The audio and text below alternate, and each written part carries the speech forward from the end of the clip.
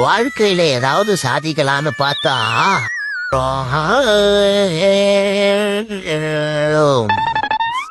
சாதிக்கலான்னு நினைக்கும் போதே கொத்தாவி வருதே. இன்னும் சாதிச்சுட்டா தூக்கமே வந்துடும் எனக்கு. சரி, வேற வேலை பார்ப்போம். பண்றணும் பீலா விடணும் அது முக்கியம் இல்ல. நம்ம எது பண்ணாலும் இந்த உலக நம்மள உடனே உத்து பார்க்கணும். நாதாரித்தனம் பண்ணாலும் நாசுக்கா பண்ணணும்டா.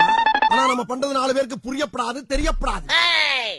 யூடியூப்ல ரீல்ஸ் பாக்குறதுக்கு புது போன் ஒண்ணு வாங்கி கொடுன்னு எங்க அப்பா கிட்ட கேட்டேன். அவரு என்ன பண்ணாரு, ரிச்சி ஸ்ட்ரீட்ல தயான்னு பேசிக்கிறானுங்க பாருங்க, அந்த கடையில போய் ஒரு செகண்ட் ஹேண்ட் போன் வாங்கி வந்து கொடுத்துட்டாரு. தச்சையே வேலை செய்ய மாட்டேன். இந்த குமார் கிட்ட ஒரு 1000 ரூபாய் கொடுத்து ஒரு பொருளை வாங்கினு வாடான்னு அனுப்புனா இன்னைக்கெல்லாம் வாங்கின்னு வருவான். செக், ஒரு தக்காளி வெங்காயம் வாங்கின்னு வரதுக்கடா இவ்வளவு நேரம்? மழை வேற வரா மாதிரி இருக்கு. ஒருவேளை காசை எடுத்துட்டு வீட்டுக்கு போயிட்டு இருப்பானோ? எதையாவது ஒரு சாக்கு சொல்லுவான்.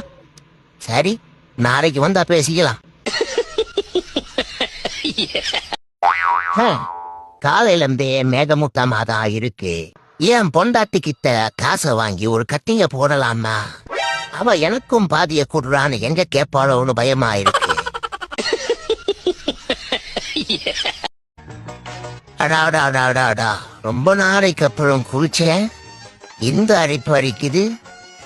மகனே இருடா, என்னடா உனக்கு பின்னாடி 2 சுழி இருக்கு?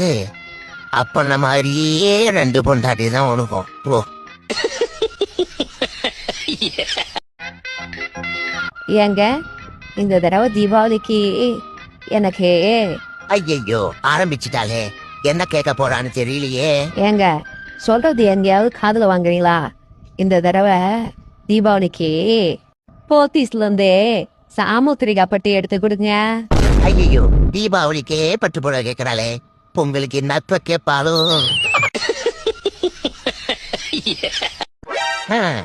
வாழ்க்கையோட தத்துவம் என்னன்னு யோசிச்சு பார்த்தா, இட்லி பொடிய தொட்டு இட்லிய சாப்பிடலாம், ஆனா மூக்கு பொடிய தொட்டு மூக்க சாப்பிட முடியுமா? இதுதான் வாழ்க்கையோட தத்துவம். காலையில எழுந்து எவ்வளவுதான் கைய கழுவுறது, அப்ப கூட அழுக்கு போவே மாட்டேதே. ஓடுகிற தண்ணியிலே உரசி விட்டேன் சந்தனத்தே.